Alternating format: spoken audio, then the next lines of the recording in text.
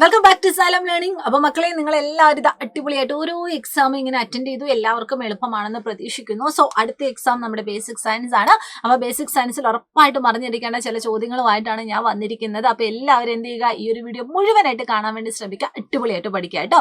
അപ്പൊ നമ്മുടെ ഒന്നാമത്തെ ചോദ്യം ഇതാണ്: do you agree with the following statement? Explain. താഴെ പറയുന്ന പ്രസ്താവനയോട് നിങ്ങൾ യോജിക്കുന്നുണ്ടോ? വിശദമാക്കുക.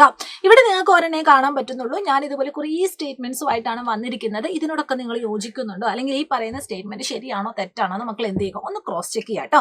ഇവിടെ ആദ്യം കൊടുത്തിരിക്കുന്നത് hand lens, microscope et cetera may be used for observing cells. അതായത് കോശങ്ങളെ കാണാൻ ഹാൻഡ് ലെൻസ്, മൈക്രോസ്കോപ്പ് എന്നിവ ഉപയോഗിക്കാം. ശരിയാണോ തെറ്റാണോ? ഈ പറയുന്ന മൈക്രോസ്കോപ്പ് നമുക്ക് ഉപയോഗിക്കാൻ പറ്റും. കാരണം എന്താണ്, നമ്മുടെ നേക്കഡ് ഐ കൊണ്ട് കാണാൻ സാധിക്കാത്ത സൂക്ഷ്മജീവികളെ കാണാനായിട്ട് നമ്മളെ സഹായിക്കുന്ന ഒരു ഉപകരണമാണ് നമ്മുടെ ഈ പറയുന്ന മൈക്രോസ്കോപ്പ്. പക്ഷെ ഹാൻഡ് ലെൻസ് എന്ന് പറയുന്നത് നമ്മുടെ നേക്കഡ് ഐ കൊണ്ട് കാണാൻ പറ്റാത്ത ആൾക്കാരെ കണ്ടുപിടിക്കുന്നതിനായിട്ട് നമ്മൾ ഉപയോഗിക്കുന്നതാണോ? അല്ല. ഹാൻഡ് ലെൻസ് ഉപയോഗിച്ച് നമുക്ക് നമ്മുടെ ചുറ്റുപാടുമുള്ള ചെറിയ ആൾക്കാരെ നമുക്ക് വലുതാക്കി കാണാനായിട്ട് പറ്റും അല്ലെ. കുഞ്ഞു ഉറുമ്പുണ്ടെങ്കിൽ ആ ഉറുമ്പിനെ നമുക്ക് വലുതാക്കി കാണണമെങ്കിൽ, അല്ലെങ്കിൽ വലുതാക്കി കാണണമെങ്കിൽ നമുക്ക് ഈ പറയുന്ന ഹാൻഡ് ലെൻസ് യൂസ് ചെയ്യാം. അപ്പൊ ഈ കൊടുത്തിരിക്കുന്ന സ്റ്റേറ്റ്മെന്റ് ശരിയാണോ? അല്ല. ഹാൻഡ് ലെൻസ് എന്ന് പറഞ്ഞാൽ നമുക്ക് ഈ ചെറിയ വസ്തുക്കളെ വലുതാക്കാനായിട്ട് നമ്മൾ സഹായിക്കുന്ന ഉപകരണമാണ്. പക്ഷെ മൈക്രോസ്കോപ്പ് എന്ന് പറയുന്നത് ഈ കൊടുത്തിരിക്കുന്ന നമ്മുടെ സെൽസിനെയൊക്കെ നമുക്ക് നോക്കാനായിട്ട് പറ്റും. കാരണം സെൽസ് എന്ന് പറയുന്നത് ഈ പറയുന്ന നേക്കഡ് ഐ കൊണ്ട് കാണാൻ പറ്റാത്ത ആൾക്കാരാണ്. ഓക്കെ, അപ്പം ഇതെന്താണ്, തെറ്റാണ്, നിങ്ങൾ ഓർത്തിരിക്കുക. അപ്പൊ എന്താണ് മൈക്രോസ്കോപ്പ് എന്ന് ആലോചിക്കുക. Microscope is a device used to see micro organism that cannot be seen by our naked eye. നമ്മുടെ നഗ്നനേത്രങ്ങൾ കൊണ്ട് കാണാൻ കഴിയാത്ത സൂക്ഷ്മജീവികളെ കാണാനായിട്ട് ഉപയോഗിക്കുന്ന ഉപകരണമാണ് മൈക്രോസ്കോപ്പ്. ഇതാണ് നമ്മുടെ മൈക്രോസ്കോപ്പ്. ഇവിടെ നമ്മൾ ഉപയോഗിക്കുന്നതാണ് നമ്മുടെ ഹാൻഡ് ലെൻസ് എന്ന് പറയുന്നത്. അപ്പൊ വ്യത്യാസം മനസ്സിലായല്ലോ. സെൽസ് എന്ന് പറഞ്ഞാൽ എന്താണ്, നമ്മുടെ മനുഷ്യന്റെ അല്ലെങ്കിൽ ഏതൊരു ജീവജാലങ്ങളുടെയും ഏറ്റവും ബേസിക് ആയിട്ടുള്ള യൂണിറ്റ് ആണ് നമ്മുടെ സെൽസ് എന്ന് പറയുന്നത്, അല്ലെങ്കിൽ കോശങ്ങൾ എന്ന് പറയുന്നത്. ഓക്കെ, ഇനി ഇത് അടുത്ത സ്റ്റേറ്റ്മെന്റ് നോക്കാം. There are organisms on the earth with only one cell. ഒരു കോശം മാത്രമുള്ള ജീവികളും ഭൂമിയിലുണ്ട്. ശരിയാണോ? ശരിയാണോ? ശരിയാണ്. നമുക്ക് എല്ലാവർക്കും അറിയാം. നമ്മൾ കുറച്ച് മൈക്രോസ്കോപ്പ് ഉപയോഗിച്ച് കുറച്ച് എക്സ്പെരിമെന്റ്സ് ഒക്കെ ചെയ്തായിരുന്നു. അതിനകത്ത് നമ്മൾ വൈക്കോലിട്ട് വെച്ച വെള്ളം, അതിനകത്തേക്ക് കുറച്ച് വെള്ളം കൂടി ആഡ് ചെയ്തിട്ട് നമ്മൾ മൈക്രോസ്കോപ്പിലൂടെ നോക്കിയപ്പം ആ വെള്ളത്തിൽ കാണുന്ന കുറേ ജീവജാലങ്ങളെ നിങ്ങൾ ശ്രദ്ധിച്ചിട്ടുണ്ടാവും. ഒരു ഉദാഹരണം പറയുവാണെങ്കിൽ നമ്മുടെ പാരമീസിയം, അമീബ, യുഗ്ലീന മുതലായവയൊക്കെ. അപ്പൊ അവയൊക്കെ ഐഡന്റിഫൈ ചെയ്യാൻ പഠിക്കണം. അപ്പൊ ഇവയ്ക്കൊക്കെ പ്രത്യേകത എന്താണ്, ഇവർക്കൊക്കെ ഒരു സെല്ല് മാത്രമേ ഉള്ളൂ, അല്ലെങ്കിൽ ഒരു കോശം മാത്രമേ ഉള്ളൂ. അപ്പൊ അങ്ങനെയുള്ള ജീവികളും നമ്മുടെ ചുറ്റുപാടും ഉണ്ട്. അപ്പൊ ഈ പറയുന്ന സ്റ്റേറ്റ്മെന്റ് എന്താണ്, ശരിയാണ് അല്ലെ. നമ്മുടെ സ്റ്റേറ്റ്മെന്റ് എന്തായിരുന്നു, ഒരു കോശം മാത്രമുള്ള ജീവികളും ഭൂമിയിലുണ്ട്. ശരിയാണ്. അപ്പൊ ഒരു കോശം മാത്രമുള്ള ജീവികളെ നമ്മൾ വിളിക്കുന്ന പേരാണ് ഏകകോശ ജീവികൾ, അല്ലെങ്കിൽ യൂണിസെല്ലുലാർ ഓർഗാനിസം. എക്സാമ്പിൾസ് മക്കൾ എന്ത് ചെയ്യുക, നോട്ട് ചെയ്യുക.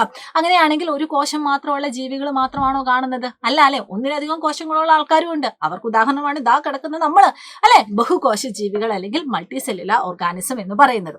ഓക്കെ, അത് മക്കൾ നോട്ട് ചെയ്ത് വെക്കുക. ഇനി അടുത്ത ചോദ്യം ഇതാ: the difference in the size of the organism is due to the difference in the size of the cells. അതായത് ജീവികളുടെ വ്യത്യാസത്തിന് കാരണം, അതായത് ജീവികളുടെ വലിപ്പ വ്യത്യാസത്തിന് കാരണം കോശങ്ങളുടെ വലിപ്പ വ്യത്യാസമാണ്. അത് ശരിയാണോ? അത് ശരിയാണോ? നമ്മൾ വളരുന്നതിനനുസരിച്ച് കോശങ്ങൾ വലുതാവുകയാണോ ചെയ്യുന്നത്? അല്ല, കോശങ്ങളുടെ എണ്ണം വർദ്ധിക്കുകയാണ് ചെയ്യുന്നത്. സോ ഈ ഒരു സ്റ്റേറ്റ്മെന്റ് തെറ്റാണ് കേട്ടോ. അപ്പൊ ഇവിടെ എന്താ ശരിക്കും സംഭവിക്കുന്നത്? Size of the organism is not based on the size of the cell but on the number of the cell.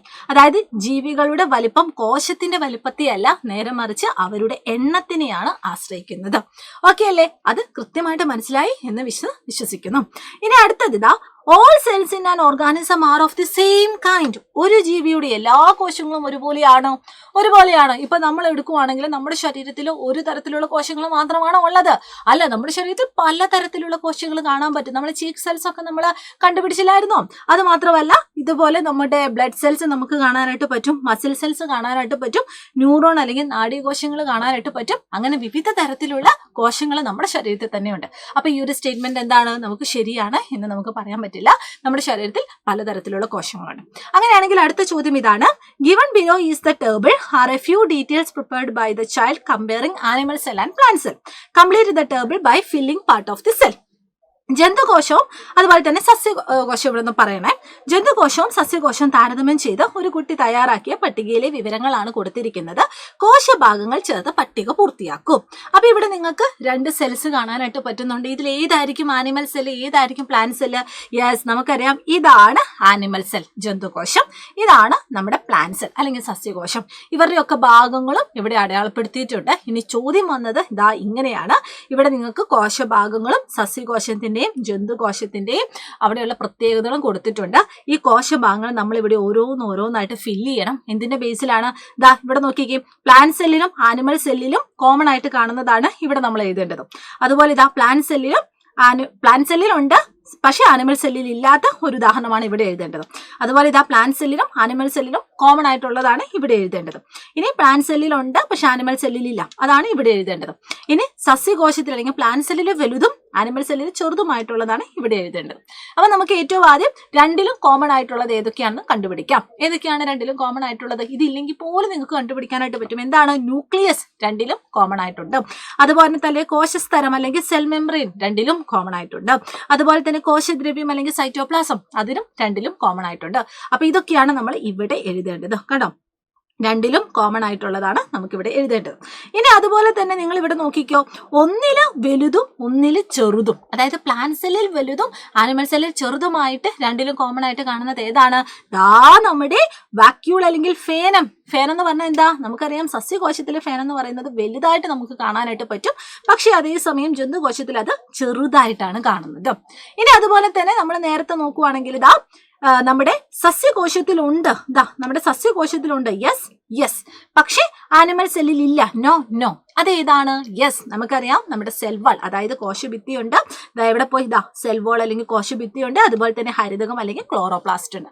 അപ്പൊ നമ്മുടെ ആനിമൽ സെല്ലിന്റെയും പ്ലാന്റ് സെല്ലിന്റെയും പാർട്സുകൾ നിങ്ങൾ എന്ത് ചെയ്യുക? കൃത്യമായിട്ട് ഓർത്ത് വെക്കുക. ഇതിന്റെയൊക്കെ ഫംഗ്ഷൻസ് കൊടുത്തിട്ടുണ്ട് നമ്മുടെ പാഠഭാഗത്ത്, അത് നിങ്ങളൊന്ന് പഠിക്കുക കേട്ടോ. അപ്പൊ ഇതുപോലുള്ള ക്വസ്റ്റ്യൻസ് ഒക്കെ നമുക്ക് നാളെ വരാൻ പോകുന്ന എക്സാമിന് നമുക്ക് പ്രതീക്ഷിക്കാം. നിങ്ങൾ നിർബന്ധമായും ഇതൊക്കെ അറിഞ്ഞിരിക്കണം, എങ്കിൽ മാത്രമേ നമുക്ക് പരീക്ഷയ്ക്ക് നമുക്ക് അടിപൊളിയായിട്ട് വിജയിക്കാനായിട്ട് പറ്റുള്ളൂ. ഇനി ഇതിന്റെ കൂടത്തിൽ തന്നെ നമുക്കറിയാം ക്രിസ്മസ് എക്സാം കഴിഞ്ഞ് പിന്നെ അങ്ങോട്ടേക്ക് നമ്മുടെ ആനുവൽ എക്സാം ആണ്. ഈ ആനുവൽ എക്സാമിന് നമുക്ക് കംപ്ലീറ്റ് ആയിട്ട് റിവിഷൻ നടത്തേണ്ട ഒരു ടൈമാണ്. സോ നിങ്ങൾക്കായിട്ട് നമ്മുടെ റിവിഷൻ ബാച്ച് ഇവിടെ റെഡിയാണ്. സോ നമ്മുടെ റിവിഷൻ ബാച്ചിന്റെ കാര്യം മിസ് ചെയ്ത ഈ ഒരു സമയം നിങ്ങളോട് പറയുവാണ്. സോ എത്രയും പെട്ടെന്ന് തന്നെ നമ്മുടെ റിവിഷൻ ബാച്ച്, അതായത് നമ്മുടെ വജ്ര എൻ ഗെയിം ബാച്ചിൽ ജോയിൻ ചെയ്യാനായിട്ട് ശ്രമിക്കുക. അടിപൊളിയായിട്ട് പഠിക്കുക.